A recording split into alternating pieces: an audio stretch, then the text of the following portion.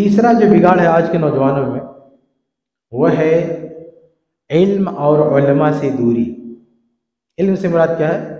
شرعی علم، دینی علم ہے۔ اصل علم یہی ہے کہ اس دنیا میں زندگی آدمی کیسے گزارے وہ اس کو آ جائے۔ اسی لیے حدیث میں کہا گیا طلب العلم فریضۃ علی کل مسلم۔ شیخ البانی نے صحیح الجامع میں صحیح قرار دیا، بہت ساری سندیں اس کی، کہ علم کا حاصل کرنا ہر مسلمان پر، چاہے مرد ہو یا عورت، اس پہ فرض ہے، ضروری ہے۔ یہ کون سا علم مراد ہے؟ میڈیکل کا علم، انجینئرنگ کا علم نہیں، یہ شریعت کا علم مراد ہے کہ شریعت کا علم حاصل کرنا ضروری ہے۔ اچھا، یہاں کچھ نوجوانوں کی غلط فہمیوں میں دور کر دوں۔ کچھ نوجوان دینی تعلیم حاصل نہیں کرتے، اب جب ان سے کہا جائے کہ تمہارے پاس علم نہیں ہے، علم حاصل کرو، تو کہیں گے یہ جو ہم کر رہے ہیں نا، میڈیکل کالج میں پڑھ رہے ہیں، انجینئرنگ کالج میں پڑھ رہے ہیں، یہ بھی علم ہے۔ تم دنیاوی علم اور دینی علم کا بٹوارا کیوں کر رہے ہو؟ تم اگر عالم ہو تو ہم بھی عالم ہیں، ہم علم ہی تو حاصل کر رہے ہیں۔ تو یہ لوگ کیا کرتے ہیں کہ قرآن و حدیث میں علم کی جو فضیلتیں ہیں نا، سب اٹھا کے اپنے اوپر فٹ کر لیتے ہیں۔ یہ ساری فضیلتیں ہمارے لیے بھی ہیں، جیسے وہ حدیث ہے کہ طالب علم جب نکلتا ہے سفر پہ تو جو ہے اس کے لیے مچھلیاں دعا کرتی ہیں، فرشتے دعا کرتے ہیں۔ یہ کہتا ہے سب ہمارے لیے، یہ تمہارے لیے تھوڑی ہے، کیونکہ ہم بھی علم حاصل کرتے ہیں۔ لیکن جب وعید کی بات آتی ہے نا تو اپنے آپ کو چھانٹ دیتا ہے۔ جیسے صحیح مسلم کی حدیث ہے کہ قیامت کے دن سب سے پہلے جہنم میں 3 لوگ جائیں گے، اس میں ایک عالم ہوگا جہنم میں ڈالا جائے گا۔ تو یہ میڈیکل تعلیم حاصل کرنے والا، انجینئرنگ والا وہاں بھاگ جاتا ہے، کہتا نہیں یہ مولوی کے بارے میں، ہاں یہ کس کے بارے میں؟ یہ مولانا لوگوں کے بارے میں، سب سے پہلے یہ جہنم میں جائیں گے۔ تو کہتے ہیں نا میٹھا میٹھا ہب کڑوا کڑوا۔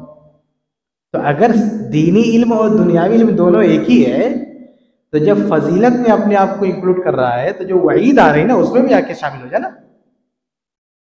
جب اللہ تعالیٰ یہ کہہ رہا ہے کہ جہنم میں سب سے پہلے یہ لوگ جائیں گے تو آگے کھڑا ہو جائے تم بھی وہاں پہ کہ ہم بھی سب سے پہلے جہنم میں جائیں گے؟ نہیں، وہاں بھاگ جائے گا، نہیں وہ امام صاحب کے لیے ہے، علماء کے لیے ہے، ان کے لیے ہے۔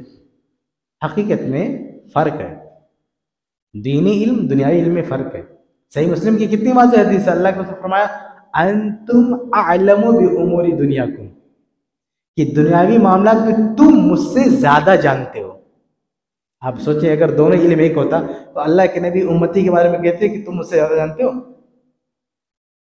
اللہ کے نبی نے کہا کہ تم مجھ سے زیادہ جانتے ہو، لیکن دین کی بات جہاں ہے اس میں نبی سے زیادہ کوئی نہیں جانتا۔ اس لیے مسلم احمد کی ایک دوسری حدیث ہے اذا کان شیئا من امر دنیاکم فشانکم، کہ دنیا کا کوئی معاملہ ہے تو کرو اپنی مرضی سے جو کرنا ہے، بس ہماری طرف سے منع نہیں ہونا چاہیے۔ لیکن وَإِذَا كَانَ شَيْئًا مِّن دِينِكُمْ فَإِلَيَّ، لیکن اگر کوئی دین کا معاملہ ہو تو یہاں رجوع کرو، نماز روزے کا مسئلہ ہے یہاں سے سیکھو۔ تو حقیقت میں دینی علم اور دنیاوی علم میں فرق ہے۔ فرق کی ایک اور وجہ آپ کو بتاؤں، دینی علم اگر آپ حاصل کریں گے دین کا تو اس کی پریکٹس کرنا، اس پہ عمل کرنا ضروری ہے۔ آپ نے نماز کا علم حاصل کیا، پڑھنا ضروری ہے، روزے کا علم حاصل کیا، رکھنا ضروری ہے، اخلاق کا علم حاصل کیا، عمل کرنا ضروری ہے۔ جو سیکھا اس پہ عمل کرنا ہے کہ نہیں؟ لیکن دنیاوی تعلیم میں بھی کیا یہی ہے کہ آپ میڈیکل ڈاکٹر ہیں تو ڈاکٹر یعنی میڈیکل کی پریکٹس کرنا ضروری ہے۔ اگر آپ نے وہ فیلڈ چھوڑ دیا تو کیا آپ گنہگار ہو جائیں گے؟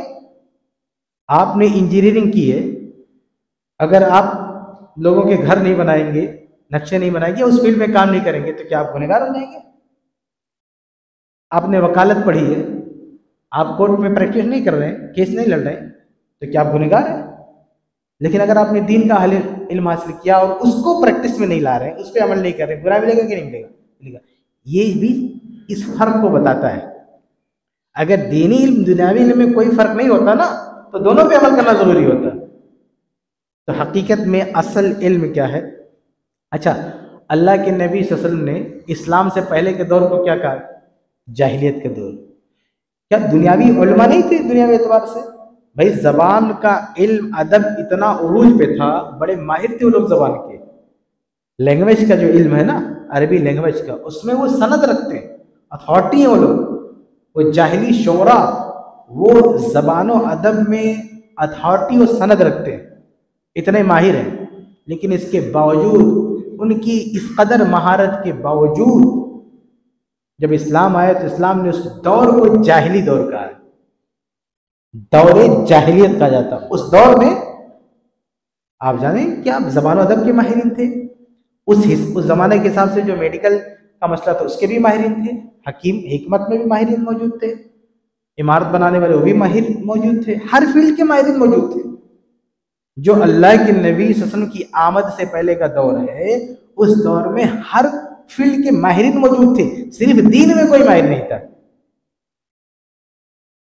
ماہرین موجود تھے، لیکن اللہ کے نبی نے اس دور کو دور جاہلیت کہا، کیوں؟ کیونکہ وہاں کمی تھی تو دین کی، دین علم نہیں تھا، اس لیے اس دور کو دور جاہلیت کہا ہے۔ تو اگر ایک آدمی کتنا بھی پڑھ لے، کتنا بڑے سے بڑا سائنٹسٹ ہو جائے، اگر وہ دین نہیں جانتا نا تو دین کی اصطلاح میں وہ جاہل ہے، وہ عالم نہیں ہے، سمجھ رہے؟ تو دینی علم میں اور دنیاوی علم میں فرق ہے۔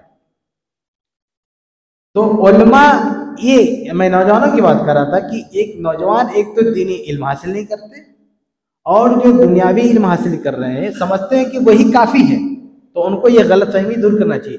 کوئی یہ منع نہیں کر رہا ہے کہ آپ ڈاکٹر مت بنو، انجینئر بنو، بننا چاہیے، بہت اچھی بات ہے، بنو، لیکن اس کے ساتھ بھی دین کا علم حاصل کرو۔ تم کوئی یہ نہیں کہہ رہا کہ آپ جا کے مدرسے میں داخلہ لینا ضروری ہے، نہیں، مسجد میں خطبہ ہوتا ہے اس کو سنو، مسجد کے دروس ہوتے ہیں وہاں سے علم حاصل کرو، مسجد میں پروگرام ہوتے ہیں وہاں سے علم حاصل کرو، کتابیں پڑھنا آتا ہے کتابیں خرید کے پڑھو، یعنی جو بھی سورسز ہیں طلب علم کے اس دور میں ان سورسز کو اپنا کے دین کا علم آپ حاصل کرو، یہ فرض ہے، اس سے چھٹی نہیں ہے۔ تو نوجوانوں کو دین کا علم حاصل کرنا چاہیے، اور دین کا علم حاصل کرتے ہوئے علماء سے جڑنا چاہیے۔ دیکھیں نوجوان علم کے تعلق سے نوجوانوں کی پہلی غلط فہمی کیا ہے؟ وہ سوچتے ہیں کہ ہم جو کر رہے ہیں وہ بھی علم ہے، دینی علم حاصل کرنے کی ضرورت نہیں۔ دوسرا، کچھ نوجوانوں کے اندر یہ جذبہ اگر آتا ہے دینی علم حاصل کرنے کا، تو دینی علم حاصل کرنا شروع کرتے ہیں تو پھر کیا غلطی کرتے ہیں؟ وہ سوچتے ہیں کہ سیلف اسٹڈی سے ہم علم حاصل کر لیں گے، خود قرآن پڑھنے بیٹھ جائیں گے، خود حدیث پڑھنے بیٹھ جائیں گے، کسی ایکسپرٹ اور عالم کا سہارا نہیں لیں گے۔ حالانکہ جو ان کی خود کی فیلڈ ہے نا، میڈیکل کتابیں پڑھ کے ڈاکٹر نہیں بنیں گے، وکالت کی کتابیں پڑھ کے کوئی کورٹ میں نہیں گھسنے دے گا، انجینئرنگ کی کتابیں پڑھ کے کوئی آپ کو انجینئر نہیں مان لے گا، لیکن یہ بندہ جب ادھر آتا ہے تو سوچتا کہ نہیں میں قرآن پڑھ کے حدیث بن کے میں خود عالم بن جاؤں گا۔ تو یہ غلط فہمی بھی دور ہونا چاہیے کہ آپ کو علم حاصل کرنا ہے، اگر آپ کا ذہن بن گیا کہ ہاں علم حاصل کرنا ہے، یہ بات سمجھ میں آ گئی، تو پھر آپ علماء سے جڑیے، علماء سے علم حاصل کیجیے۔ علماء کے علاوہ خود علم حاصل نہیں کیا سکتا، یہ پاسبل نہیں، دنیا کی کسی بھی فیلڈ میں بغیر ٹیچر کے کوئی علم ہے کیا اویلیبل ہے؟ کسی بھی فیلڈ میں، تو اس فیلڈ میں کیسے ہو سکتا؟ اگر بغیر معلم کے محض قرآن یا حدیث پڑھ لینے سے کوئی عالم بن جاتا تو اللہ کے رسول صلی اللہ علیہ وسلم کو نبی بنایا گیا، قرآن اللہ تعالیٰ نبی کے ذریعے کیوں بھیجتا؟ سیدھا اتار دیتا، نازل کر دیتا، گھر گھر میں قرآن ہے، لیکن اللہ نے قرآن سے پہلے ایک نبی بنایا، پھر نبی کے حوالے کیا، یہ لیجئے قرآن اور آپ سب کو پڑھائیے۔ ہاں، اللہ کے نبی صلی اللہ علیہ وسلم پہلے وستاد اس امت کے، آپ نے صحابہ کرام کو پڑھایا، پھر صحابہ کرام کو ذمہ داری دی، اب تم اگلوں کو پڑھاؤ۔ یہ تعلیمی چین جیسے چلا ہے شروع میں، ایسے ہی چلنا چاہیے، بغیر علماء سے جڑے علم، دینی علم حاصل نہیں کیا جا سکتا۔ میں اس سلسلے میں بہت ہی واضح مثال دوں آپ کے سامنے، وہ مثال 2 اور 2 4 کی طرح سے واضح کر دے گی، بلکہ میں حدیث پیش کرتا ہوں، وہ حدیث بالکل کلیئر کر دے گی کہ عالم کس کو کہتے ہیں، عالم کی ضرورت کیا ہے۔ صحیح بخاری کی حدیث ہے، حدیث نمبر 100 عبداللہ بن عمرو بن عاص رضی اللہ عنہ فرماتے ہیں کہ سمیعت رسول اللہ صلی اللہ علیہ وسلم یقول، میں نے اللہ کے رسول صلی اللہ علیہ وسلم کے فرماتے ہوئے سنا ہے کہ ان اللہ لا یقبض العلم انتزاعا ینتزعه من العباد، کہ اللہ تعالیٰ ایک وقت آئے گا علم اٹھا لے گا، لیکن اللہ تعالیٰ علم ایسے نہیں اٹھائے گا کہ جو لوگوں کے پاس علم کے ذرائع ہیں اس کو اٹھا لے، تمہارے سینوں سے اٹھا لے۔ اگر تم نے کچھ رٹ رکھا ہے سینوں میں تو سینوں سے ڈیلیٹ مار دے، ایک کتابوں میں لکھ رکھا ہے کتابوں کو ختم کر دے، نہیں۔ اللہ تعالیٰ کیسے علم اٹھائے گا؟ حدیث کے الفاظ ہیں وَلَكِنْ يَقْبِضُ الْعِلْمَ بِقَبْضِ الْعُلَمَاءِ، اللہ تعالیٰ علم اٹھائے گا علماء کو اٹھا کر، یعنی قرآن کے نسخے موجود رہیں گے، حدیث کی کتابیں موجود رہیں گی، لائبریریاں موجود رہیں گی، لیکن علم نہیں رہے گا۔ قرآن مجید ہونے کے باوجود، حدیث کی کتاب ہونے کے باوجود، لائبریریاں ہونے کے باوجود علم اٹھ جائے گا۔ کیوں؟ کیونکہ علماء اٹھ گئے، کیونکہ علماء اٹھ گئے، علماء کے اٹھ جانے کی وجہ سے علم اٹھ گیا۔ اب علم نہیں، پھر کیا ہوگا؟ میں اس کی مثال سمجھنا ہو تو اگر سارے سینئر ڈاکٹر کو اللہ تعالیٰ اٹھا لے، دنیا میں کوئی ڈاکٹر نہ ہو جس کے پاس ایکسپیرینس ہے، جو سیکھا ہوا ہے، لیکن میڈیکل کتابیں ہوں، اب کوئی میڈیکل کتاب پڑھ کے کسی کا علاج کرنے بیٹھ جائے گا تو کیا حال ہوگا؟ اس نے ڈاکٹروں سے نہیں سیکھا ہے، پریکٹس نہیں کیا، سینئر کے نیچے کام نہیں کیا، بس میڈیکل کتابیں پڑھ کے بولتا میں ڈاکٹر ہوں، اب میں علاج کروں گا۔ وہ علاج کرنے پہ آئے گا تو کیا کرے گا؟ کوئی مرے گا، کسی کی صحت خراب ہوگی، کسی کے ساتھ کچھ ہوگا۔ یہی معاملہ علم دین کا بھی ہے کہ اگر اللہ علماء کو اٹھا لے گا، علماء نہیں رہیں گے تو کیا ہوگا؟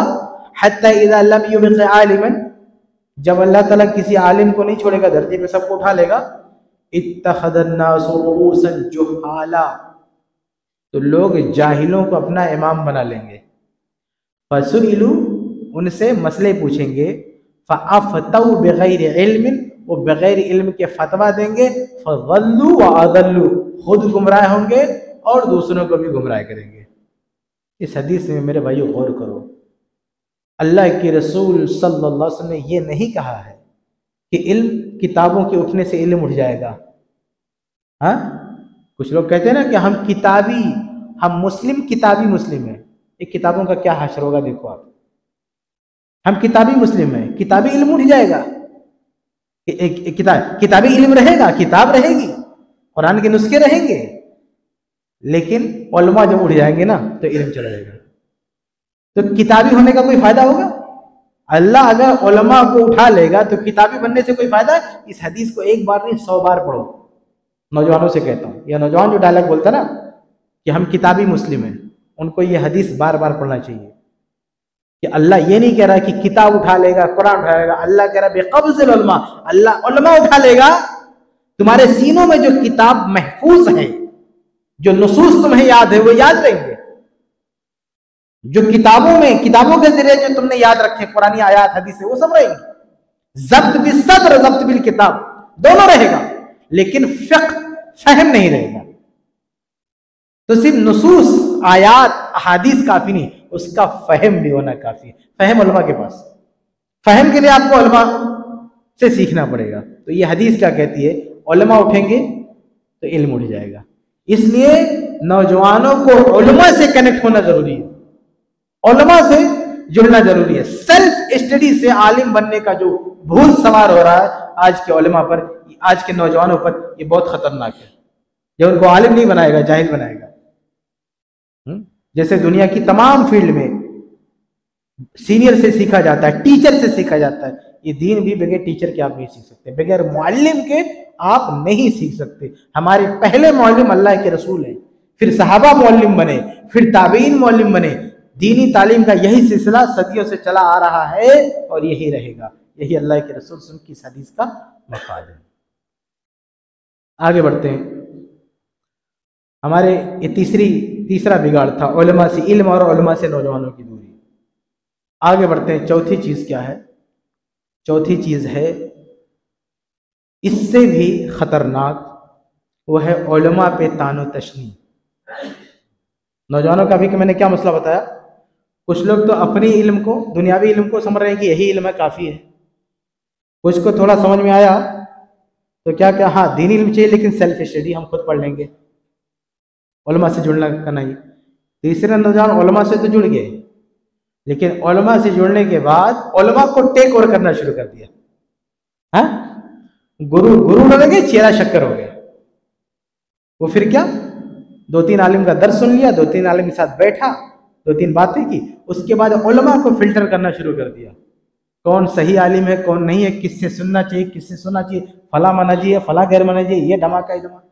यानी उसकी दिन रात गुजर रही है उलमा को फिल्टर करने में कि कौन आलिम सही है, कौन गलत। उसकी जीने का मकसद यही बन गया है, टैग लगाना। ये काम नौजवान का है।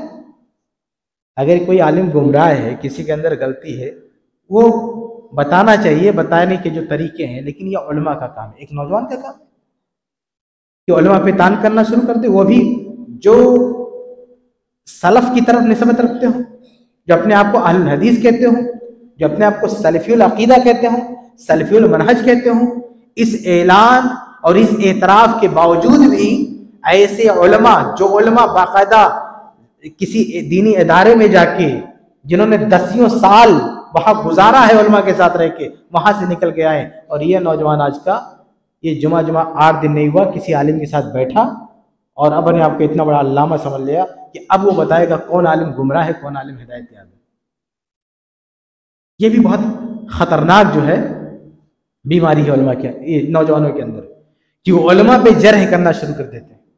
और इनके अंदर क्या है, जब वो जरह पर आते हैं, गुलू पे आते हैं, तो अब किसी को उठाना होता है तो उसको आसमान में उठा के बैठा देते हैं।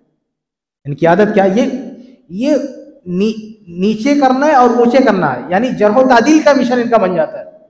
किसी आलिम पर जरह करेंगे, ये खराब है, ये गैर मनहजी है, फला है, धमाका ये, और दूसरे को आसमान पे बैठा देंगे, यानी जिस मकाम तक वो नहीं उसको पहुंचा देंगे। ये इनकी आदत है। जो नौजवान किसी आलिम की बुराई करता है, याद रखना, वो नौजवान दूसरे को, किसी दूसरे आलिम को आसमान में बैठा देता है। उसके अंदर एतदाल नहीं रहता, क्योंकि उसके पास इल्म नहीं है, वो उसका काम नहीं है। जब बगैर सलाहियत के, मतलूबा सलाहियत के उलमा पे तान करेगा तो क्या करेगा, किसी को आसमान में बैठाएगा, किसी को जमीन के नीचे दफन कर देगा। उनके सही मकाम को वो नहीं पहचान सकता। इसलिए ये जितने लोग पूरी दुनिया में इस ज़हनियत के जितने लोग हैं, आप देखोगे कि वो किसी को एकदम आसमान में बैठा देते हैं, उसके खिलाफ एक लफ्ज सुनना नहीं चाहते, उसको मासूम और महफूज के दर्जे में बैठा देते हैं। ये कहेंगे, जबान से कहेंगे कि हमारा आलिम गलती कर सकता है, हम उसको फॉलो नहीं करते, कुरान और हदीस को फॉलो करते हैं, लेकिन ये सिर्फ जबानी जमा खर्च है। उसकी एक गलती बताओ, अभी इसका मुंह बन जाएगा। उससे पूछो कि जिसको तुम फॉलो करते हो, जो तुम्हारा हीरो है, जो तुम्हारा अगुआ है, जिसको तुम इमाम बनाए हो, उसकी सिर्फ 10 गलतियां बता दो, अभी देखो जबान कैसे सूख जाती है। हाँ? और जिस पर ये जरह कर रहा है, बोलो उसकी 10 खूबियां बता दो, अभी देखो। तो ये क्या है, ये कितना बड़ा फितना है, ये कितनी बड़ी गुमराही है। इसलिए ऐसे लोगों को, ये लोग पूरी दुनिया में पाए जाते हैं, इनको गुलातुल जर्ह व तादील कहा जाता है। ये जर्ह तादील में गुलू करते हैं, किसी को गिराना होता है तो हद से ज्यादा गिरा देते हैं, और किसी को उठाने पे आते हैं तो हद से ज्यादा उठा देते हैं। और फिर इसमें भी अदला बदली होती रहती है। एक साल क्या था, इस आदमी को इतने ऊपर उठा के रखा था, दूसरे साल उसे उठा के पटक दिया। ये इनका तमाशा है। ये इल्म सीखना है, ये तलबे इल्म है, ये इल्म से रिश्ता है, ये उलमा से जुड़ने का ये मतलब है। आप इल्म दीन हासिल कीजिए, आप उलमा से सीखिए, लेकिन उलमा से जुड़ने का ये मतलब नहीं कि उलमा को बांटना शुरू कर दें, उलमा को तकसीम करना शुरू कर दें, पार्टी बंदी शुरू कर दें, उलमा की ग्रुप बंदी बनाना शुरू कर दें। ये बहुत बड़ा जहर है जो पूरे समाज को तबाह कर देगा। एक वक्त आएगा, अगर ये सिलसिला नहीं रुका तो एक वक्त आएगा कि लोग उंगलियों पर गिनेंगे, बस 2-3 आलिम, बाकी कोई आलिम ही नहीं। बल्कि इस टाइप का जहन रखने वाले, इनको अगर पहचानना हो ना तो इनको बैठा के पूछो कि ये बताओ पूरे हिंदुस्तान में कितने आलिम हैं जिनसे इल्म लिया जा सकता है। अभी देखो उसकी जबान ही नहीं खुलेगी, वो गिना ही नहीं पाएगा, क्योंकि उसके मतलब में 2-3 है बस, बाकी सब गुमराह है, बाकी सब गुमराह है। बल्कि कुछ लोग तो उससे भी ज्यादा एडवांस है, पूरी दुनिया के लेवल पर कहते हैं کہ پوری دنیا میں 2-3 عالم ہے، باقی کوئی نہیں. کوئی تو کہتا پوری ہندوستان میں کوئی نہیں ہے. جب اور ترقی کرتا ہے نا یہ بندہ تو اس لیول پر آتا ہے کہ پوری ہندوستان میں کوئی عالم نہیں ہے. علم سیکھنا ہے ہندوستان کے باہر جاؤ، وہاں سے سیکھو. تو یہ علماء پہ تان و تشنی، علماء پہ جو تان و تشنی کا سلسلہ ہے، یہ نوجوانوں کے سے باز آنا چاہیے.